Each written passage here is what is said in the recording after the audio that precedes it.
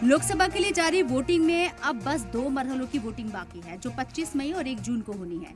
इस दरमियान पूरे चुनावी तशहीर में बुनियादी मुद्दों के बजाय मजहबी मुद्दे और मुसलमानों पर जमकर बयानबाजी होती रही। समाजी ताने-बाने की जमकर धज्जियां उड़ाई गई। लेकिन अब जब 2 मरहलों की वोटिंग बाकी रह गई है, तब इलेक्शन कमीशन ने बीजेपी सदर जेपी नड्डा और कांग्रेस के सदर मल्लिकार्जुन खड़गे को नोटिस जारी किया है। हालांकि ये नोटिस बहुत पहले ही आ जाना चाहिए था, लेकिन फिर भी ये कहा जा सकता है कि देर आए दुरुस्त आए। दरअसल पूरे चुनावी तशहीर में बेरोजगारी और महंगाई पर बात नहीं हो रही है, बेहतर तालीम और अच्छी सेहत पर बात नहीं हो रही है, काला धन, खवातीन के तहफ्फुज़ पर बात नहीं हो रही है, स्मार्ट सिटी, अच्छे दिन, स्किल डेवलपमेंट पर बात नहीं हो रही है, good governance, make in India, बढ़ती मईशत पर बात नहीं हो रही है।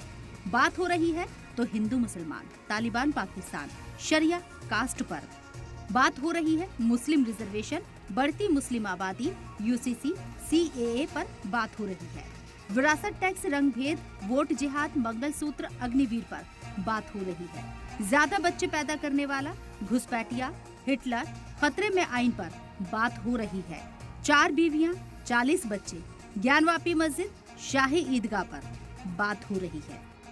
अब इलेक्शन कमीशन ने कास्ट, मजहब और जबान की बुनियाद पर तशहीर करने को लेकर बीजेपी और कांग्रेस दोनों पार्टियों को आड़े हाथों लिया है। इलेक्शन कमीशन ने बीजेपी के स्टार प्रचारकों को मजहबी और फिरकावाराना जबान से परहेज करने के साथ साथ समाज को बांटने वाली तशहीर बंद करने का हुक्म दिया है। इस इलेक्शन में कांग्रेस समेत सभी अपोजिशन पार्टियां रैलियों में जमहूरियत पर खतरा और आइन बचाने की बात कह रही हैं। इसे लेकर भी इलेक्शन कमीशन ने कांग्रेस को हुक्म दिया है। इलेक्शन कमीशन ने ये भी कहा है कि इलेक्शन के वक्त इख्तिदार में रहने वाली पार्टी पर इन सब चीजों की ज्यादा जिम्मेदारी होती है। इलेक्शन कमीशन का मानना है कि हिंदुस्तान के समाजी सकाफती माहौल को इलेक्शन की वजह से मुतासिर नहीं किया जा सकता है।